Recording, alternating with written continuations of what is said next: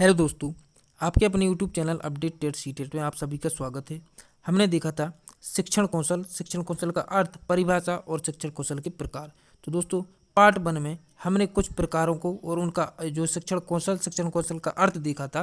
और दोस्तों, वीडियो जो है लंबा होने के उपरांत हमने जो है पार्ट 2 बनाने की कोशिश की है। तो दोस्तों, आपने अगर पार्ट 1 नहीं देखा है तो आप पार्ट 1 देख लीजिए, आपको यह बेटर समझ में आएगा। दोस्तों, हम देखने वाले हैं व्याख्या कौशल से। देखिए आगे जो है व्याख्या कौशल, पाठ शिक्षण में पूछे गए प्रश्नों का समाधान या स्पष्टीकरण में सबसे सहायक कौशल व्याख्यान कौशल होता है। इस कौशल के प्रयोग में शिक्षक विविध प्रकरणों और तत्वों को समझाने के लिए सरल से सरल भाव विचार उदाहरण के द्वारा क्रमिक और तार्किक विषय वस्तु का प्रकटन करता है। इस कौशल की सफलता निहित है इस बात पर निहित है कि शिक्षक का पाठ्य संपूर्ण गहन व ज्ञान होना चाहिए। किसको होना चाहिए? शिक्षक पाठ का संपूर्ण, तब जाके वह जो है बच्चों को समझा अच्छे से सकेगा। तो दोस्तों, व्याख्या किस लिए महत्वपूर्ण है? क्योंकि व्याख्या के द्वारा स्पष्टीकरण हो जाता है और दोस्तों हम भाव विचार उदाहरण के द्वारा क्रमबद्ध विषय वस्तु को प्रकटन कर पाते हैं। आपके घटन क्या है? घटक देखिए, आपके कथन में तारतम्यता होनी चाहिए, यानी तारतम्यता मतलब तारतम्यता का मतलब एक के बाद एक, यानी धारा प्रवाह होना चाहिए। दोस्तों, धारा प्रवाह यानी लय गति से और जो है क्रमबद्ध प्रारंभिक कथनों का प्रयोग होना चाहिए। स्पष्ट निष्कर्ष वाले कथनों का उपयोग, छात्र सहभागिता यानी छात्र की एक्टिव होना चाहिए। बीच बीच में प्रश्न उत्तर विधि का प्रयोग किया जाए, यह आपकी महत्वपूर्ण विधि है। दोस्तों, पेपर में बार बार पूछी जाती है प्रश्न उत्तर विधि। देखिए, गतिविधियां हैं स्पष्टीकरण द्वारा, परिभाषा द्वारा और वस्तु प्रदर्शन द्वारा, अभिनय द्वारा और अन्य विविध विधियों के बारे में प्रशिक्षु स्वयं सोचें और लिखें। अब है देखिए दृष्टांत कौशल। व्याख्या कौशल की एक प्रमुख विधि है उदाहरण द्वारा स्पष्टीकरण। इस दक्षता को ही दृष्टांत कौशल कहा जाता है। इस कौशल के प्रयोग में आगमन विधि का संयोजन किया जाता है। लैंडन महोदय का कथन है कि उदाहरणों में न केवल स्पष्ट करने की क्षमता होती है बल्कि यह ज्ञान स्थायित्व प्रदान करने में मदद करता है। तो दोस्तों, उदाहरण के द्वारा हम जो है अपने जो है देखिए उदाहरण के द्वारा हम हर एक को स्पष्टीकरण दक्षता ही जो है इस कौशल के प्रयोग में आगमन विधि का संयोजन भी कर सकते हैं। अब देखिए, इस प्रकार हम समझ सकते हैं दृष्टांत के प्रकारों को। देखिए, एक होता है मौखिक दृष्टांत यानी मोरल, एक होता है जो है रिटेन। अब देखिए, कहानी, चुटकुले और कविता यह आपका मौखिक होगा। लिखित होगा जैसे मॉडल है, चित्र दिखाना, मॉडल दिखाना, मानचित्र और रेखा चित्र, इनको आप जो है लिखित यानी कि जो बने हुए हैं चार्ट पेपर पर, जो इस प्रकार से आप बना सकते हैं। यह दोस्तों कहानी कथन है आपके, इसको आप जो है सुनाकर, चुटकुले सुनाकर, सब कविता सुनाकर जो है दृष्टांत या उदाहरणों देकर इसको समझा सकते हैं। दृष्टांत कौशल के द्वारा शिक्षण बोधगम और सरल बनाने चाहिए। दृष्टांत सरल व स्पष्ट होना चाहिए। पाठ्यवस्तु दृष्टांत मतलब उसकी देखने से, उसके समझने से, उसके सामने कोई वस्तु प्रस्तुत की जाए दोस्तों, वह उसको देखेगा, उसके बारे में आप बताएंगे तो वह उसको अच्छे से समझ पाएगा। पाठ्यवस्तु से संबंध हो, रुचिकर हो, छात्रों को इस तरह अनुकूल हो, पाठ्य विकास में समायोजन जो है विकास में सहायक हो। दोस्तों, इसी प्रकार देखिए छात्र सहभागिता कौशल। उदाहरण कौशल छात्र सहभागिता एवं सहभागिता को प्रेरित करता है, जिससे शिक्षण द्विमुखी प्रक्रिया के रूप में अग्रसर होता है। बाल्य केंद्रित शिक्षा में छात्र सहभागिता जरूरी है। इस कौशल का प्रमुख लक्ष्य छात्रों के सहयोग प्रतिक्रिया से पाठ का क्रमशः विकास करना है। जितना छात्र भाग लेंगे शिक्षण उतना ही रुचिकर व अनुशासित होगा। तो दोस्तों, उदाहरण कौशल छात्र सक्रियता यानी छात्र का दोस्तों एक्टिव होना जरूरी है। आपके जो भी आप कर रहे हैं उसमें छात्र का एक्टिव होना जरूरी है, तभी जाके आपका शिक्षण कौशल संपन्न होगा। शिक्षण संपन्न होगा।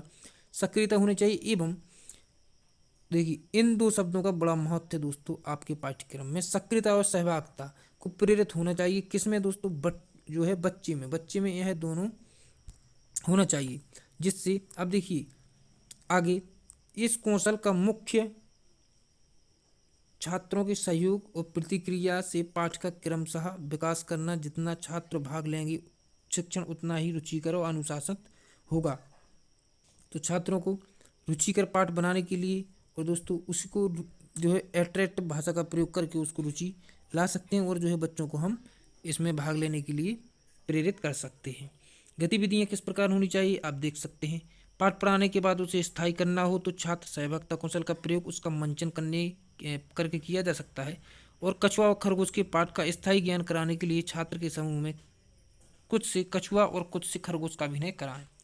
अब देखिए प्रश्न पूछकर चित्र बनवाकर रिक्त स्थान भरकर इस पर अधूरे वाक्यों को छोड़कर खेल गीत कविता द्वारा फ्लैश कार्ड के द्वारा इस प्रकार आप क्या कर सकते हैं दोस्तों, छात्रों में एक्टिविटी कराकर जो है उसमें छात्र में जो है उसको सक्रिय रहने के लिए रुचि उत्पन्न करने के लिए आप इनका प्रयोग कर सकते हैं। उद्दीपन परिवर्तन कौशल छात्र सहभागिता बढ़ाने के लिए नई शिक्षक कई प्रकार के तरीके या तौर तरीके का प्रयोग करता है, जैसे हाव भाव, शरीर संचालन, स्वर में उतार चढ़ाव, मौन अभिव्यक्ति। कहानी पढ़ाते समय आप कौन कौन सी उद्दीपन का प्रयोग करेंगे, कुछ क्रियाकलाप स्वयं जोड़ें।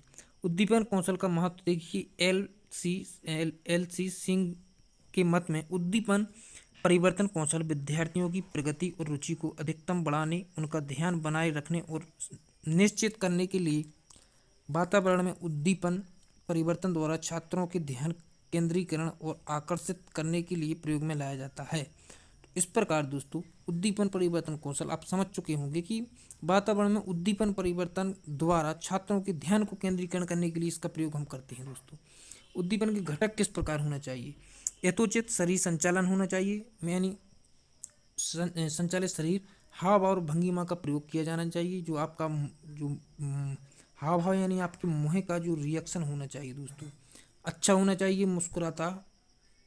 और कुछ दोस्तों उल्टा बन गया गुस्से वाला, चलिए हटाते हैं इसको। फिर देखिए भाव का केंद्रीकरण होना चाहिए दोस्तों। फिर स्वरों में उतार चढ़ाव होना चाहिए, जिस प्रकार अगर कहानी में कुछ ऊपर यानी तेज बोलने वाला है तो आप उसको तेज बोलेंगे, वो स्लो बोलने वाला है तो आप उसको धीरे बोलेंगे। शिक्षक शिक्षार्थी वार्तालाप में परिवर्तन हो चाहिए, मौन जहाँ जो जिसकी जरूरी होती है। अगर वार्तालाप जहाँ पे दोनों की वार्तालाप की जरूरी है तो दोनों बोलेंगे, अगर छात्र मौन रहेंगे और शिक्षक बोलेंगे तो तब छात्र मौन रहेंगे, और जब शिक्षक पूछेगा तो शिक्षक मौन रहेगा और बालक यानी छात्र बोलेगा।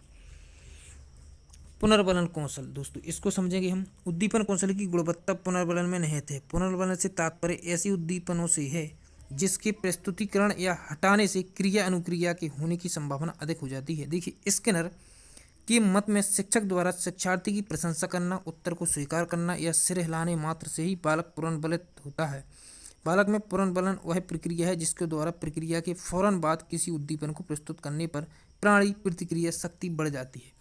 तो दोस्तों पुनर्बलन क्या होता है, आपने बच्चे से कुछ पूछा, आपने बोल दिया शाबाश, आपने बोल दिया वेरी गुड, या आपने पेन दे दिया। तो दोस्तों आपको यह जो पुनर्बलन बार बार नहीं देना है। पुनर्बलन आपको जैसे मान लीजिए उसने परीक्षा दी, परीक्षा में वो अव्वल आया तो आप उसको एक जो है पेन गिफ्ट कर सकते हैं। दोस्तों बार बार जो है इसका प्रयोग नहीं करना, परंतु क्योंकि उसको आप शाबाश कह सकते हैं। बार बार किस लिए नहीं करना, क्योंकि वह स्कूल आ गया तो आपने बोल दिया कि शाबाश आप स्कूल आए। वह जो है शांत बैठा रहा तो आपने बोल दिया शाबाश तुम तो शांत बैठे हो। या वह जो है खाना खा के हाथ धुला आया तो आपने बोल दिया शाबाश। इस प्रकार तो दोस्तों उसकी वो समझ लेगा कि हर बात पे शाबाशी मिलती है, उसका उस पर कोई भी प्रभाव नहीं पड़ेगा। इसलिए आपको शाबाशी या पेन गिफ्ट तब करना है जब वह कोई उब्बल काम करके आए, तब आपको कहना है कि आपके लिए शाबाशी उसको क्यों मिल रही है, तब जाके उसको वह फील कर सकेगा। पुनर्बलन के प्रकार कैसे, धनात्मक पुरस्कार, देखिए यही बात आपकी सामने आ गई है। धनात्मक पुरस्कार प्रशंसा और शाबाशी देनी चाहिए। ऋणात्मक है डांटना फटकारना। तो दोस्तों यह इसको तो जो है आप कट कर दीजिए, यह तो आपका कभी होगा नहीं। आपके जो है जब आप चले पढ़ाने जाएंगे, टीचर बन जाएंगे तो इसको आप नहीं कर सकते हैं, क्योंकि इसको करेंगे आप तो आप संकट में पड़ सकते हैं। क्योंकि वहाँ का जो है स्कूल का सर्वोसर्वा होता है बच्चा। दोस्तों जो बालक है उसको आपको संभाल के लेना जो है पड़ता है। अगर बच्चा सीखता नहीं तो उसमें बच्चे की गलती नहीं है, शिक्षक की गलती है, पूरे सिस्टम की गलती है अगर बच्चा नहीं सीख सकता है तो। दोस्तों इस प्रकार वहाँ पर चाइल्ड सेंटर्ड है सब कुछ, चाइल्ड सेंटर्ड, बाल केंद्रित शिक्षा। अब देखिए आप उसको शाबाशी या शाबाशी इस प्रकार उसको सब कुछ दे सकते हैं, पुनर्बलन दे सकते हैं, ताकि वह अच्छे से और सीखने में रुचि ले और उसको अच्छा लगे। पुनर्बलन का सकारात्मक प्रयोग छात्रों से वांछित व्यवहारों को प्रबलन करने के लिए किया जाता है, और ऋणात्मक पुनर्वलन वांछित व्यवहार की पुनरावृत्ति को रोकने के लिए। हालांकि इसमें दिया है, परंतु आपको जो है ऋणात्मक पुनर्वलन का प्रयोग कभी नहीं करना है। पुनर्वलन के घटक होंगे प्रोत्साहन देने वाले कथनों का प्रयोग, अच्छे कथन यानी अच्छे वाक्य बोलना, छात्र प्रतिक्रिया का आदर। दोस्तों, छात्र जो प्रतिक्रिया करें वह इस प्रकार करें कि उनको अच्छा लगे और आपका सम्मान करें। हाव भाव अन्य शाब्दिक संकेतों का प्रयोग, उसको लगना चाहिए कि वास्तव में जो है हमने ऐसा किया है तब जाके हमें यह प्राप्त हुआ है। नकारात्मक शाब्दिक संकेतों का प्रयोग नहीं, नकारात्मक अशाब्दिक का प्रयोग और छात्रों के सही उत्तरों को श्याम पट्ट पर लिखना ताकि उसको अच्छा लगे और वह बार बार जो है सही उत्तरों को देने की कोशिश कर सके। अब देखिए, जैसे गतिविधियां आप इस प्रकार करा सकते हैं कि रानी लक्ष्मीबाई के बचपन का नाम क्या था, प्रशिक्षु बोलेंगे मनु। अच्छा, प्रतिक्रिया बिल्कुल ठीक, बहुत अच्छा, शाबाश। इस प्रकार आप हल्के हल्के शब्दों का प्रयोग कर सकते हैं। अब देखिए श्यामपट्ट लेखन कौशल। अब देखिए श्यामपट्ट लेखन कौशल, पुनर्वलन कौशल को छात्रों तक संप्रेषित करने का एक माध्यम है श्यामपट्ट। देखिए आप यानी कि आप उसकी जब अच्छे वाक्य वह आप श्यामपट्ट पर लिखेंगे दोस्तों तो होगा ना आपका संप्रेषित करने का एक माध्यम। और अतीत काल से इसका प्रयोग शिक्षण में किया जा रहा है। आपको पता होगा दोस्तों, आपका जो ब्लैक बोर्ड होता है उसमें कब से जो है इस पे आप लोग जो है पढ़ रहे होंगे, आप जब जो है प्राथमिक विद्यालय में पढ़ते होंगे जो है, इसलिए इसको क्या कहा जाता है दोस्तों, अध्यापक का सच्चा मित्र कहा जाता है। प्रत्येक शिक्षक के लिए यह अनिवार्य है कि उसे श्यामपट्ट प्रयोग में दक्षता होना चाहिए, या ये आपको जो है श्यामपट्ट का प्रयोग करना आता हो। श्यामपट्ट प्रयोग से शिक्षण श्रवणेंद्रिय एवं नेत्र इंद्रिय दोनों में सक्रियता रहती है। देखिए तब शिक्षक आपका जो है बोर्ड पर लिखेंगे तो दोस्तों आपकी आंखें बोर्ड पर लगी होंगी। देखिए इधर से ये आपकी आंखें हैं दो, ये आपकी आंखें कहाँ पे लगी होंगी दोस्तों, ब्लैक बोर्ड पे। क्यों? क्योंकि वह आप बोल भी रहे हैं और लिख भी रहे हैं, इसलिए सुनते भी हैं आप और जो है सक्रिय रहते हैं इसमें दोस्तों बोर्ड में जो है आपका श्यामपट्ट में, जिससे विषय वस्तु की बोधगम्यता बढ़ जाती है। देखिए बोधगम्यता बढ़ जाती है, इसे शिक्षण का विकासात्मक कौशल भी कह सकते हैं दोस्तों। ये आपका बहुत अच्छा जो है कौशल है। इसको दोस्तों पूछा जाता है कि बताइए पुनर्वलन कौशल को, या इस आपसे ऐसा प्रश्न पूछा जाएगा कि विषय वस्तु को बोधगम्य या अध्यापक का सच्चा मित्र किसे कहा जाता है, इस प्रकार के प्रश्न बन सकते हैं। तो आपको जो है श्यामपट्ट कौशल, या आपसे पूछा जाएगा कि श्यामपट्ट कौशल लेखन के कौशल के बारे में एक लेख लिखिए, तो आपको इस प्रकार लिखना होगा। श्यामपट्ट किस तरफ खड़े होंगे आपको यह ज्ञान होना चाहिए। और जो श्यामपट्ट के अक्षर स्पष्ट व सुडौल होने चाहिए दोस्तों। जितनी दूरी पे आप सभी अक्षर को बनाएं, अच्छे अक्षर बनाएं, सुंदर बनाएं ताकि बच्चे को अच्छे लग सकें। और देखिए महत्वपूर्ण बिंदुओं का प्रयोग करें और कुछ क्रियाकलाप भी जोड़ें। श्यामपट्ट अब सूचना देने वाले में सहायक, विषय वस्तु की व्याख्या में विश्लेषण में सहायक। श्यामपट्ट के महत्व, अब देखिए चित्र मानचित्र रेखाचित्र बनाकर समझने पढ़ाने में सहायक होता है दोस्तों। आपने श्यामपट्ट में जो है आप किसी प्रकार का जो है एक जो है कुछ भी बना लेते हैं दोस्तों, जैसे कि देखिए इधर आप इसमें जो है बोर्ड में आप कुछ बना देंगे बच्चे के लिए दोस्तों। जैसे उसमें आपने कुछ बना दिया उसको समझने के लिए, तो फिर आप उसको समझा सकते हैं देखिए इस प्रकार से कि यह क्या है, यह क्या है, और जो है इसके बारे में समझा सकते हैं दोस्तों। या फिर आप कुछ भी और बना सकते हैं, या आप जैसे मान लीजिए यहाँ पे आपका ब्लैक बोर्ड है, यहाँ पे आपने जो है इस प्रकार से आपने जो है आम बना दिया दोस्तों। यहाँ पे जो है उसकी पत्ती बना दी इतनी मोटी मोटी सी जैसी मैंने बनाई, और दोस्तों इस प्रकार से आपको ऐसी देखिए मोटी बना देना है दोस्तों। इस प्रकार दोस्तों आप ऐसी बनाएंगे तो बच्चे जो है सीखेंगे नहीं, वो कहेंगे कि टीचर जी आपको जो है आम बनाना नहीं आता, परंतु आप उसको अच्छा बनाइएगा। और देखिए समूह शिक्षण में उपयोगी होना चाहिए। छात्रों में लेखन योग्यता का विकास होना चाहिए। शिक्षण की गुणवत्ता में वृद्धि होनी चाहिए। अब देखिए पुनरावृत्ति कौशल, पुनरावृत्ति से हम किस प्रकार पढ़ेंगे इसको समझेंगे। देखिए शिक्षण कार्य कितना सफल रहा इसका मापन अभ्यास प्रश्नों द्वारा किया जा सकता है, इसे ही हम पुनरावृत्ति कहते हैं। देखिए आपने जो उसको पढ़ा दिया है बच्चे को, आप उसके बारे में उससे जो प्रश्न करेंगे, उसके बारे में जो फीडबैक लेंगे, आप क्या लेंगे, उसके बारे में जो आप फीडबैक लेंगे दोस्तों, उसी को हम पुनरावृत्ति बोलते हैं। उससे आपको यह ज्ञान हो जाता है कि बच्चों ने इसको कितना ग्रहण किया है। अब देखिए इससे ही हम पुनरावृत्ति कहते हैं। इस कौशल के प्रयोग में पढ़ाए गए पाठ्य प्रसंगों तथ्यों को दोहराया जाता है और जिसे अधिगम स्थायी होने के साथ साथ त्रुटि रहित कर दिया जाता है। पुनरावृत्ति की मात्रा जितनी ज़्यादा होगी शिक्षण प्रक्रिया में उतना ही गत्यात्मकता बढ़ेगी और छात्र समस्याओं का समाधान होगा। अब देखिए किस प्रकार करा सकते हैं आप जो है पुनरावृत्ति, यानी इसको रिवीजन कहेंगे हम लोग इंग्लिश में।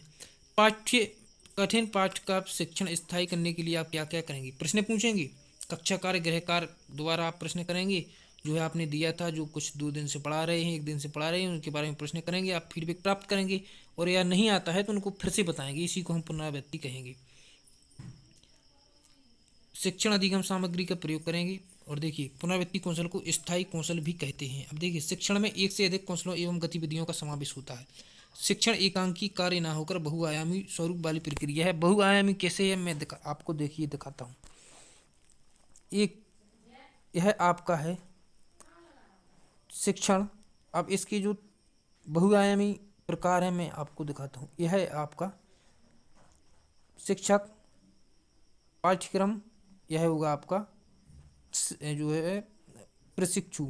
दोस्तों देखिए यह है आपका जो है पाठ्यक्रम, मान लीजिए इसको पाठ्यक्रम, यह होगा आपके टीचर, यह होगा विद्यार्थी। दोस्तों इस प्रकार देखिए शिक्षण एक त्रयामी प्रक्रिया है। ओके, अब देखिए जिस लक्ष्य प्रशिक्षु में उन सभी कौशलों की दक्षता विकसित करने इस योग्य बनाना कि वह कक्षा शिक्षण को सर्वोत्तम रूप प्रस्तुत कर सकें। अतएव आवश्यक है कि शिक्षण कौशलों का क्रमशः ज्ञान देकर उनकी समग्रता संपूर्णता को समझाया जाए। कोई भी विषय ऐसा नहीं है जिसे एक कौशल प्रस्तावना या उदाहरण या प्रश्न कौशल से ही पढ़ाया जाए। ऐसा शिक्षण संभव हो भी तो वह अधिगम के रूप में स्थायी न होकर बोझिल सा लगेगा। देखिए इनका क्या मतलब है। एक कौशल प्रस्तावना उदाहरण या प्रश्न कौशल से ही पढ़ाया जाए। आप किसी भी प्रकार से उसको ऐसे ही पढ़ाएं ताकि वह रुचि लेकर सीखे, उस प्रभावपूर्ण तरीके से सीखे। देखिए वस्तुनिष्ठ प्रश्न है, प्रस्तावना कौशल की विशेषताएं क्या है आपको इनमें से बताना है। चलिए आप पढ़ चुके हैं। देखिए प्रस्तावना कौशल यह पाठ के विकास में सहायक है, यह पूर्व ज्ञान से संबंधित है, यह पाठ्य की भूमिका होती है या उपयुक्त सभी, यह बताइए। तो दोस्तों इसमें आपका उपयुक्त सभी हो जाएगा। शिक्षक को प्रश्नों का निर्माण करना चाहिए, स्वयं द्वारा, दूसरों के द्वारा, छात्र सहभागिता से, इनमें से कोई नहीं। तो हमने क्या कहा था, जहां बच्चा सक्रिय, देखिए तो आपको सक्रिय कहाँ दिख रहा है, छात्र सहभागिता से। जब वह शिक्षक का जो है उत्तर देता रहेगा तो वह सक्रिय रहेगा। इस प्रकार के आपके दोस्तों बनेंगे। देखिए व्याख्यान कौशल किस स्तर के शिक्षण के लिए ज़्यादा उपयोगी है और पुनर्वर्णन कौशल कितने प्रकार माने जाते हैं। आपको इस प्रकार से देखिए हमने बोला था आपसे उत्तीर्ण परिवर्तन में क्या है, इसके अपने शब्दों में समझाइए। इस प्रकार के प्रश्न बनेंगे दोस्तों। इस चैप्टर से आपका प्रश्न सॉलिड आएगा, तो इसको आप अच्छे से पढ़ लीजिएगा दोस्तों। और जो पार्ट 1 अगर आपने नहीं देखा तो उसको जरूर देख लीजिएगा, उसके बगैर यह चैप्टर आपको अच्छे समझ में नहीं आएगा। तो दोस्तों इसी के साथ हम मिलते हैं अगली वीडियो में। अपना ध्यान रखिए, अपने घर वालों का ध्यान रखिए। Thank you to all.